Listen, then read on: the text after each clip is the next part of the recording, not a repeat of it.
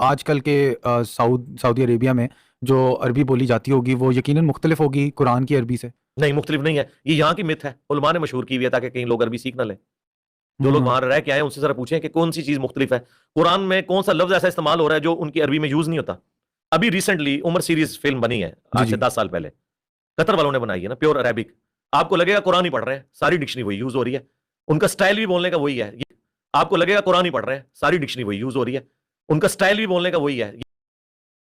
قرآن اور حدیث کی لنگوسٹکس سے بھی آپ کو فرق محسوس ہو جاتا ہے. حالانکہ حدیث بھی عربی میں ہے، قرآن بھی عربی میں ہے، لیکن ان دونوں کے سٹائل سے ہی آپ کو، اگر آپ اللہ کے مزاج سے واقف ہیں، قرآن و سنت کے پڑھنے والے ہیں، تو آپ کو فرق محسوس ہو جائے گا. 90% سے زیادہ جو بندہ جاننے والا ہے وہ فرق کر سکتا ہے. فلم کی عربی کی اہمیت بتاتے ہوئے مرزا نے کہا کہ جی وہ ایسے بولتے ہیں، آپ کو ایسے لگے گا جیسے قرآن ہی پڑھ رہے ہیں، سٹائل بھی وہی ہے.